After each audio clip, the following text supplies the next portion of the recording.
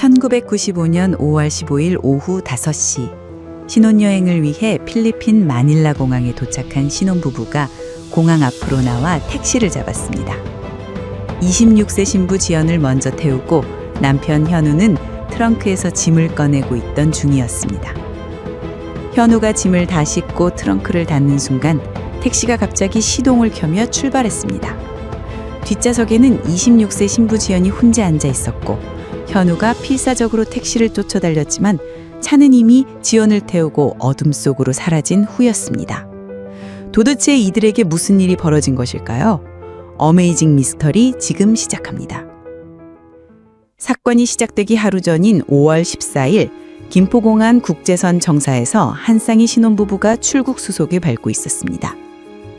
29세 현우와 26세 지연이었습니다. 두 사람은 결혼식을 올린 지 불과 일주일 만에 떠나는 신혼여행에 들떠 있었습니다. 현우는 서울 강남구의 한 중견 전자회사에서 근무하는 과장이었고 지연은 결혼과 함께 다니던 은행을 그만두고 전업주부가 될 예정이었습니다. 1990년대 중반 경제성장과 함께 해외여행이 대중화되기 시작한 시기였습니다. 두 사람이 선택한 여행지는 필리핀 마닐라였습니다. 1995년 당시 필리핀은 한국인들에게 인기 있는 신혼여행지 중 하나였습니다. 현우는 회사에서 받은 보너스와 결혼 축의금을 모아 이 여행을 준비했습니다. 오후 1시 30분 김포공항에서 마닐라로 향하는 대한항공 KE621편이 이륙했습니다. 비행시간은 약 3시간 20분이었습니다. 기내에서 두 사람은 여행 가이드북을 펼쳐놓고 마지막 일정을 점검했습니다. 필리핀 시간으로 오후 3시 50분 항공기는 니노이 아키노 국제공항에 착륙했습니다. 한국과 필리핀의 시차는 1시간으로 한국 시간 오후 4시 50분에 해당했습니다. 두 사람은 입국 수속을 마치고 수화물을 찾았습니다. 공항 밖으로 나오니 무더운 열대 날씨가 그들을 맞았습니다. 지연이 부채로 바람을 일으키며 더위를 식혔고 현우도 셔츠 단추를 풀었습니다. 공항 출구에는 수많은 택시들이 대기하고 있었습니다. 현우는 호텔까지 가는 택시를 찾기 시작했습니다. 한 명의 택시기사가 다가왔습니다.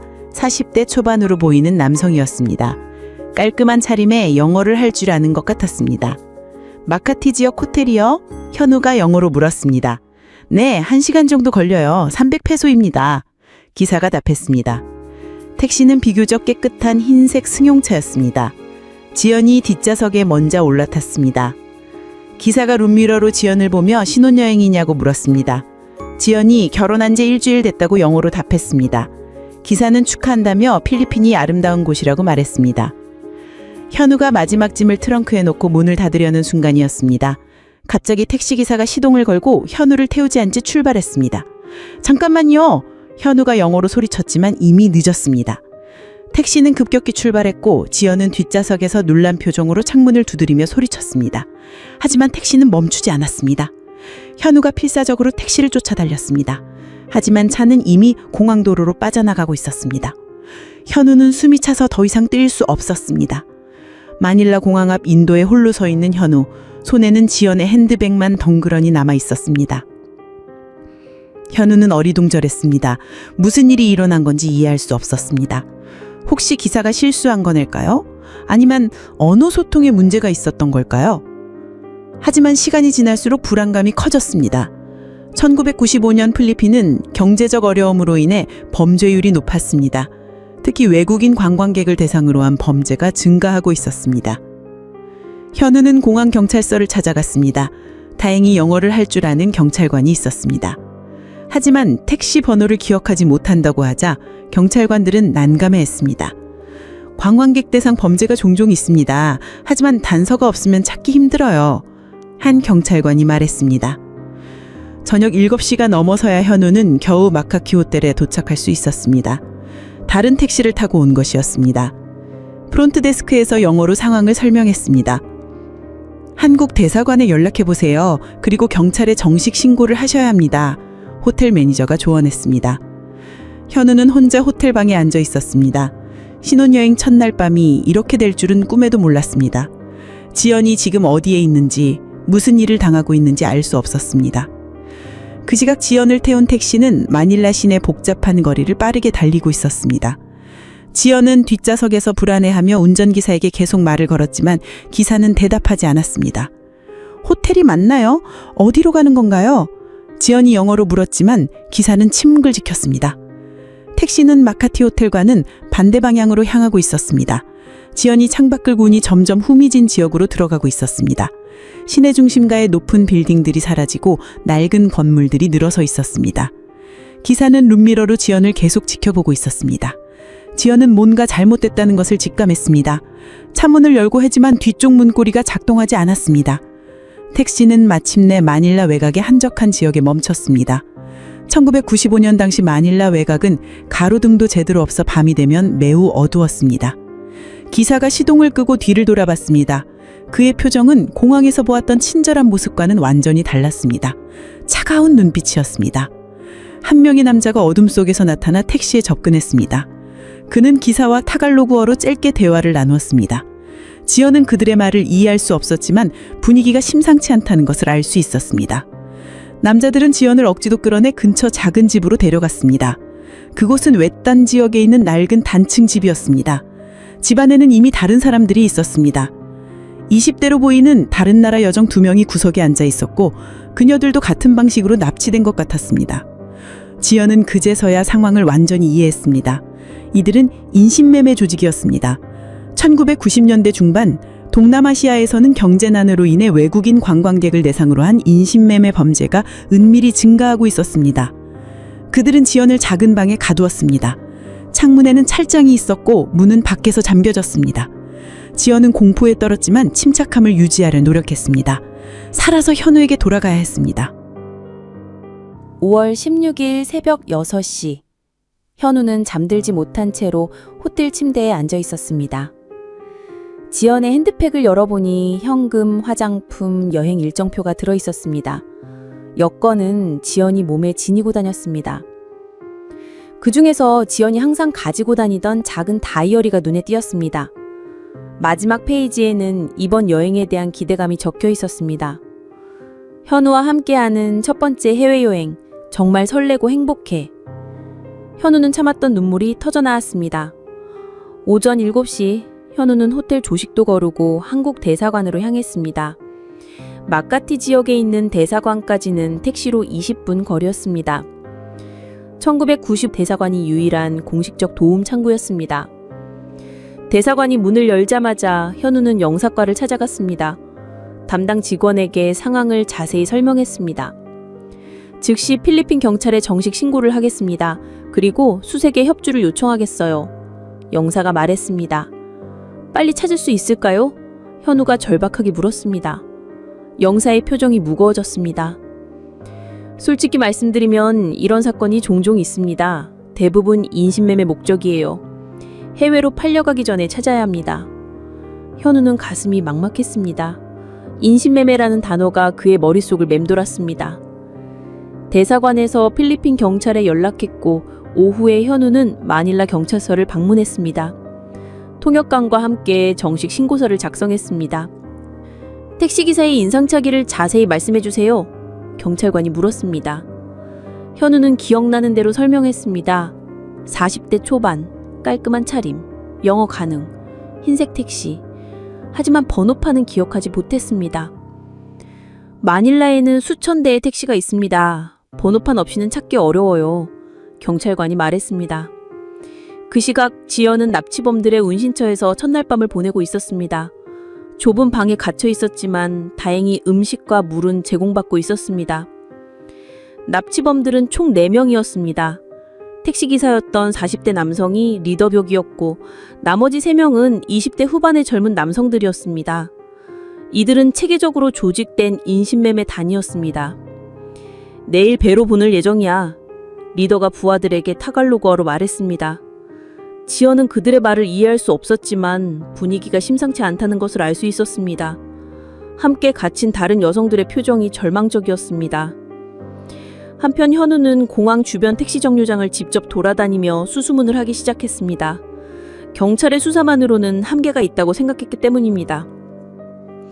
5월 15일 오후에 한국인 여성을 태운 흰색 택시 본 적 있나요? 현우가 택시 기사들에게 물어봤습니다. 대부분의 기사들은 기억하지 못한다고 했지만 한 명이 중요한 증언을 했습니다. 그날 오후에 수상한 택시를 봤어요. 평소에 이 정류장에 서지 않는 차였는데 외국인 승객을 태우고 갔거든요. 어떤 차였나요? 흰색 도요타 코롤라였어요. 번호판은 기억 안 나지만 운전석 문에 작은 찌그러진 자국이 있었어요. 현우는 이 정보를 즉시 경찰에 전달했습니다. 마닐라 경찰청 강력계 담당 형사 라모스가 이를 바탕으로 수사 범위를 좁혀나갔습니다. 5월 17일 오전, 경찰은 공항 주변 CCTV를 분석하기 시작했습니다.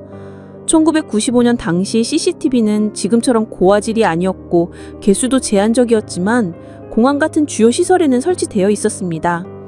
찾았습니다! 한 경찰관이 소리쳤습니다. 모니터 화면에는 흰색 택시가 공항을 빠져나가는 모습이 흐릿하게 보였습니다. 번호판이 간신히 식별 가능했습니다. 라모스 형사는 즉시 해당 택시의 등록 정보를 조회했습니다. 택시는 마닐라 북쪽 케손시티에 거주하는 40대 남성 로드리고 산토스 명의로 등록되어 있었습니다. 이 사람은 3년 전에도 관광객 대상 절도로 체포된 전력이 있어요. 라모스 형사가 말했습니다. 경찰은 즉시 로드리고의 주소지로 향했습니다. 하지만 그곳은 이미 비어 있었습니다. 이웃들의 증언에 따르면 며칠 전부터 집을 비우고 있다고 했습니다. 계획적인 범행이네요. 미리 도주 준비를 해놨어요. 라모스 형사가 분석했습니다. 그날 오후 경찰은 로드리고의 과거 동료들과 친척들을 수사하기 시작했습니다. 그 과정에서 충격적인 사실이 드러났습니다. 로드리고는 최근 몇 개월간 대규모 인신매매 조직과 연루되어 있었습니다. 한 경찰관이 보고했습니다. 이 조직은 동남아시아 전역에서 활동하는 국제 인신매매단이었습니다. 필리핀에서 젊은 여성들을 납치해서 중동이나 유럽으로 팔아넘기는 일을 하고 있었습니다. 외국인 관광객들을 노리는 이유가 있어요. 신원 파악이 어렵고 가족들이 멀리 있어서 수색이 늘어지거든요. 라모스 형사가 설명했습니다. 현우는 이 소식을 듣고 절망에 빠졌습니다. 지연이 해외로 팔려갈 수도 있다는 생각에 온몸이 털렸습니다. 보통 어디로 보내나요? 현우가 털리는 목소리로 물었습니다. 중동의 부유한 집이나 유럽의 불법 업소길이 주요 목적지입니다. 한번 그곳으로 가면... 라모스 형사는 말을 잇지 못했습니다. 그 시각 지연이 갇힌 은신처에서는 불길한 움직임이 시작되고 있었습니다. 조직원들이 큰 가방들을 들고 들어왔고 감금된 여성들을 다른 곳으로 이송할 준비를 하고 있었습니다. 내일 새벽 배가 출발해. 모두 준비시켜. 리더가 지시했습니다. 지연이 상황이 급박해지고 있다는 것을 직감했습니다. 이곳을 벗어나지 못하면 정말로 돌아올 수 없는 곳으로 팔려갈 것 같았습니다. 밤이 되자 감시가 다소 느슨해졌습니다. 조직원 중 한 명이 술에 취해 잠들어 있었고 나머지들도 내일 이송 준비로 바빴습니다. 지연은 방 구석에서 탈출 방법을 생각하기 시작했습니다. 창문의 철장은 견고했지만 문 근처의 벽 일부가 낡아서 약해 보였습니다. 함께 갇힌 다른 여성 중 한 명이 조용히 다가왔습니다. 그녀는 인도네시아에서 온 20대 여성이었고 한 달 전에 똑같은 방식으로 납치되었다고 했습니다. 내일 배로 보내질 거예요. 지금이 마지막 기회예요. 그녀가 영어로 속삭였습니다. 지연은 고개를 끄덕였습니다. 더 이상 기다릴 시간이 없었습니다. 현우가 자신을 찾고 있을 것이라는 믿음만이 그녀를 버티게 하는 힘이었습니다. 새벽 2시, 조직원들이 모두 잠든 틈을 타서 지연은 조심스럽게 움직이기 시작했습니다. 과연 지연은 탈출할 수 있을까요? 새벽 3시, 지연은 숨을 죽이고 방안을 살폈습니다. 문 앞에 서 있던 조직원 하나가 맥주병을 손에 든 채 고개를 떨구며 졸고 있었습니다. 거실에선 나머지 조직원들이 내일 지연과 다른 피해자들을 이송할 계획을 짜느라 큰 소리로 다투고 있었습니다. 열대야의 후덥지근한 공기 속 방 안은 곰팡이 냄새로 가득했으며 벽에선 끈적한 습기가 느껴졌습니다. 함께 갇힌 인도네시아 여성 라니가 조용히 벽 모서리를 손톱으로 긁으며 지연에게 눈짓을 보냈습니다. 라니의 눈엔 두려움과 간절함이 뒤섞여 있었습니다. 벽의 아래쪽은 오래된 시멘트가 습기로 부스러져 있었으며 이미 작은 균열이 생겨 있었습니다. 1995년 필리핀 외곽의 싸구려 콘크리트 건물들은 이런 식으로 허술하게 지어진 경우가 많았습니다. 지연은 바닥에 떨어진 녹슨 못 하나를 발견했습니다. 그녀는 그 못으로 조심스럽게 균열 주변을 파기 시작했습니다. 조직원들의 다툼 소리가 커질 때마다 그녀는 리듬을 맞춰 벽을 팠습니다. 소음이 새어나갈까봐 이불로 손을 감싸고 작업했습니다. 라니는 문 쪽을 주시하며 혹시라도 발각될까 떨고 있었습니다. 1시간쯤 지났을까 벽에 사람 하나가 간신히 기어나갈 수 있을 만한 구멍이 생겼습니다. 땀으로 젖은 지연의 손이 떨렸습니다. 그녀는 라니에게 먼저 나가라고 손짓했습니다만 라니는 고개를 저었습니다. 전에 시도했다가 잡혔습니다. 라니의 속삭임엔 지난 찰칠 실패의 공포가 묻어 있었습니다. 지연은 망설였지만 시간이 없었습니다. 새벽이 되면 이송이 시작될 예정이었습니다. 지연이 구멍을 통해 빠져나가려는 순간 거실에서 발소리가 들렸습니다. 조직원 중 한 명이 화장실을 가기 위해 복도로 나오고 있었습니다. 지연은 숨을 멈추고 가만히 있었습니다. 발소리가 점점 가까워졌습니다. 문 앞에서 자고 있던 감시자가 몸을 뒤척였습니다. 5분이 영원처럼 느껴졌습니다. 다행히 조직원은 화장실을 다녀온 후 다시 거실로 돌아갔습니다. 지연은 다시 구멍으로 몸을 밀어넣기 시작했습니다. 좁은 공간을 통과하느라 옷이 찢어지고 팔에 상처가 났지만 개의치 않았습니다. 드디어 건물 밖으로 나왔습니다. 밖은 깜깜했고 주변에는 아무것도 보이지 않았습니다. 지연은 방향 감각을 잃고 어디로 가야 할지 몰랐습니다. 멀리서 개 짖는 소리가 들렸습니다. 사람이 사는 집이 있다는 뜻이었습니다. 지연은 그 소리를 따라 걷기 시작했습니다. 한편 같은 시각 현우는 호텔방에서 라모스 형사와 통화하고 있었습니다. 1995년 당시 국제전화는 호텔 객실에서도 가능했지만 요금이 매우 비쌌습니다. 로드리고의 동료 중 한 명을 체포했습니다. 신문 결과 은신처 위치를 파악했어요. 라모스 형사가 말했습니다. 지금 당장 가보실 수 있나요? 현우가 간절하게 물었습니다. 새벽 6시에 작전을 시작할 예정입니다. 그 전에 주변을 포위해야 해요. 현우는 안도했지만 동시에 불안했습니다. 6시까지 3시간이 남았는데 그 사이에 무슨 일이 일어날지 알 수 없었습니다. 지연은 30분간 걸은 끝에 작은 마을에 도착했습니다. 낡은 집들이 여러 채 있었고 그중 한 집에서 희미한 불빛이 보였습니다. 지연은 그 집으로 다가가 문을 두드렸습니다. 한참 후에 50대로 보이는 필리핀 남성이 문을 열었습니다. 그는 새벽에 갑자기 나타난 외국인 여성을 보고 놀랐습니다. 도와주세요. 경찰을 불러주세요. 지연이 영어로 필사적으로 말했습니다.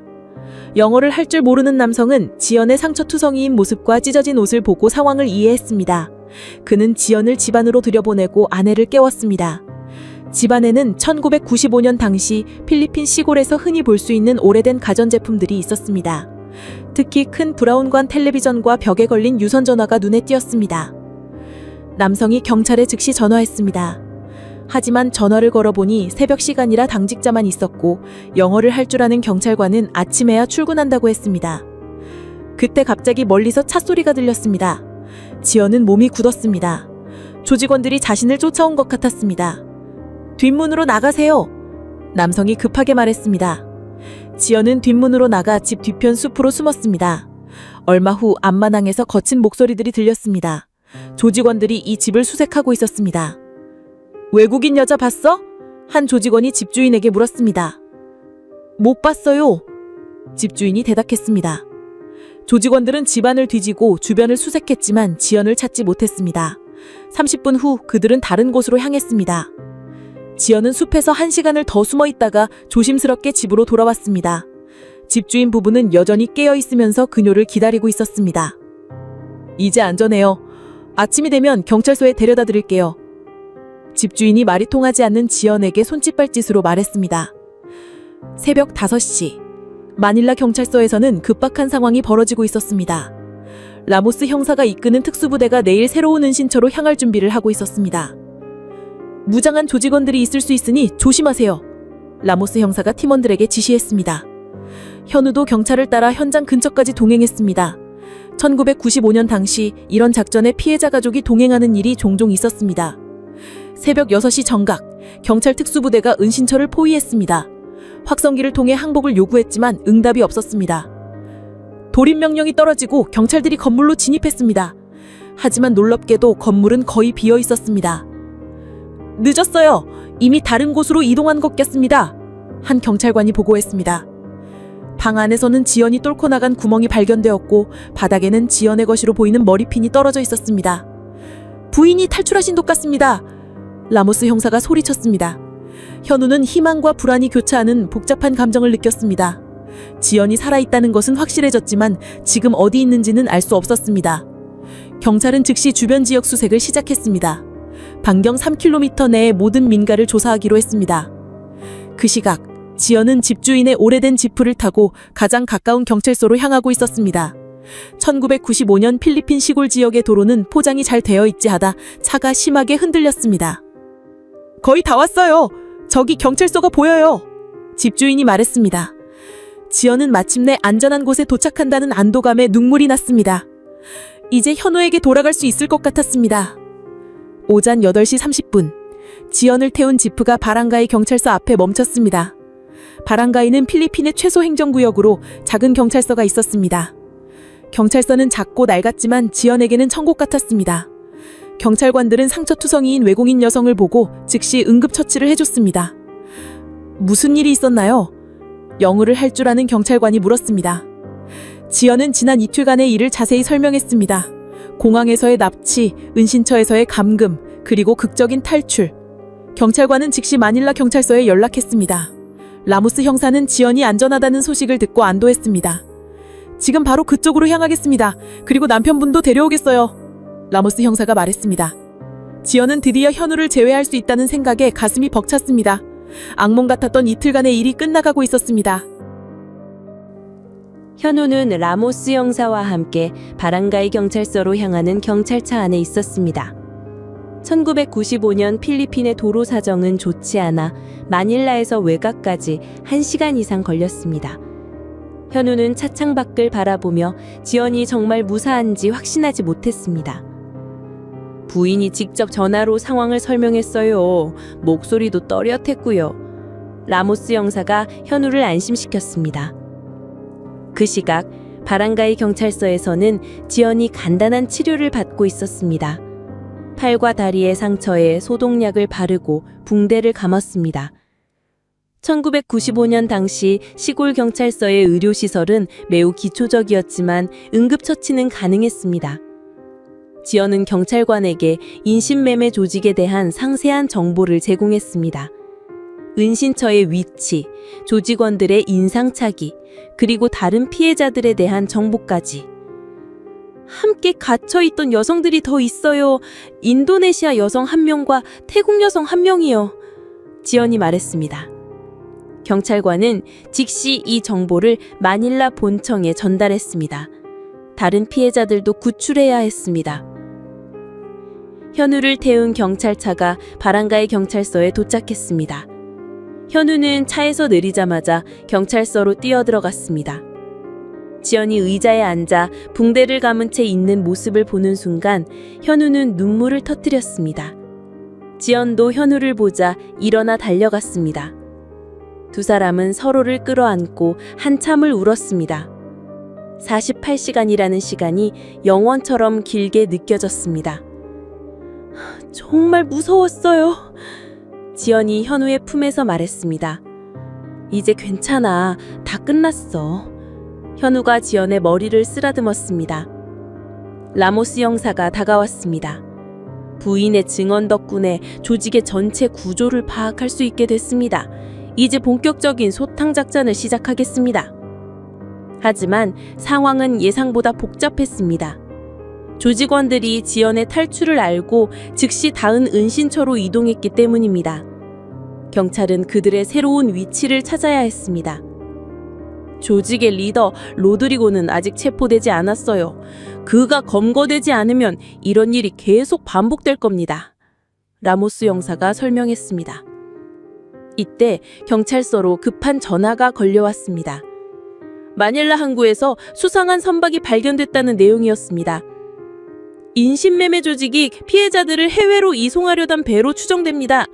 전화를 받은 경찰관이 보고했습니다. 라모스 형사는 즉시 결정을 내렸습니다.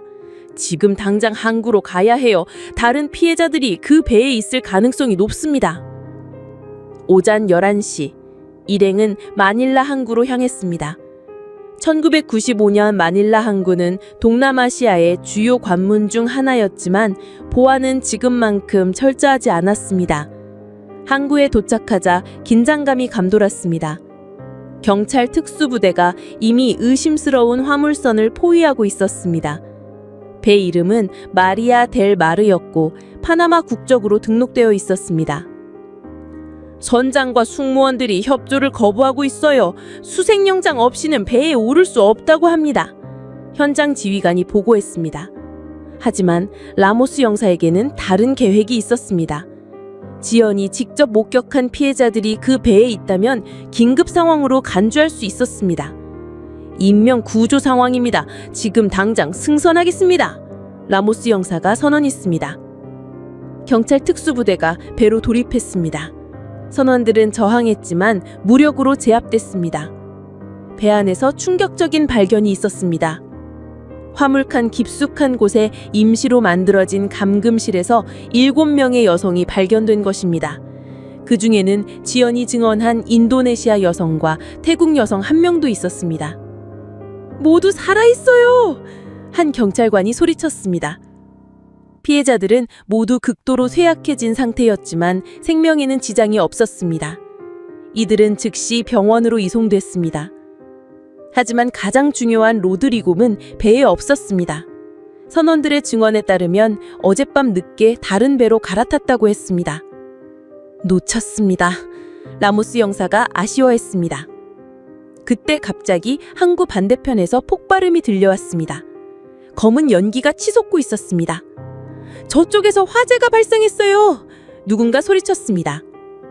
경찰들은 화재 현장으로 달려갔습니다. 그곳에서 또 다른 충격적인 발견이 기다리고 있었습니다. 불타고 있는 건물은 인신매매 조직의 또 다른 은신처였습니다.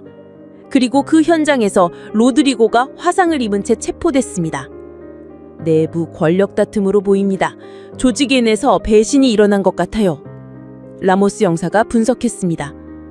로드리고는 병원으로 이송됐고 일단 사건은 마무리됐습니다. 주요 범인들이 체포됐고 피해자들이 모두 구출됐습니다. 오후 3시, 현우와 지연은 마닐라 경찰서에서 마지막 조서를 작성했습니다. 조서 작성을 마친 후 두 사람은 한국 대사관으로 향했습니다. 출국 절차를 밟기 위해서였습니다. 대사관에서는 이미 귀국 항공편을 예약해 놓았습니다. 당일 밤 11시 55분 마닐라발 서울행 비행기였습니다. 정말 다행입니다. 큰 사고 없이 해결되어서요. 영사가 말했습니다. 현우와 지연은 더 이상 필리핀에 머물고 싶지 않았습니다. 신혼여행이 악몽이 돼버린 상황에서 빨리 한국으로 돌아가고 싶었습니다. 저녁 8시, 현우와 지연은 니뇨 아키노 국제공항에 도착했습니다. 3일 전 신혼여행을 위해 설렘으로 내렸던 그 공항이었습니다. 공항에서 라모스 영사가 배웅을 나왔습니다. 사건이 완전히 끝나면 연락드릴게요. 다시 한번 용기 있는 행동에 감사드려요. 밤 11시 55분, 대한항공 K262편이 이륙했습니다. 비행기가 상승하자 지연이 현우의 손을 꽉 잡았습니다. 정말 끝난 거야? 지연이 물었습니다. 이제 정말 끝났어. 우리 집으로 가는 거야. 현우가 안심시켰습니다. 한국 시간 5월 18일 오전 6시, 현우와 지연은 김포공항에 도착했습니다. 양가 부모님들이 마중 나와 있었습니다. 지연의 어머니는 딸을 보자마자 울음을 터뜨렸습니다. 우리 딸 정말 고생했구나. 끔찍했던 시간, 두 사람은 이 시련을 통해 더욱 단단한 부부가 되었습니다. 로드리고를 비롯한 인신매매 조직원들은 모두 중형을 선고받았습니다. 이 사건을 계기로 필리핀 정부는 관광객 보호를 위한 법률을 강화했습니다. 1995년 마닐라에서 벌어진 이 사건은 단순한 납치 사건을 넘어 국제 인신매매의 실태를 드러낸 중요한 사례가 되었습니다. 현우와 지연의 용기와 필리핀 경찰의 신속한 대응이 더 큰 비극을 막을 수 있었습니다.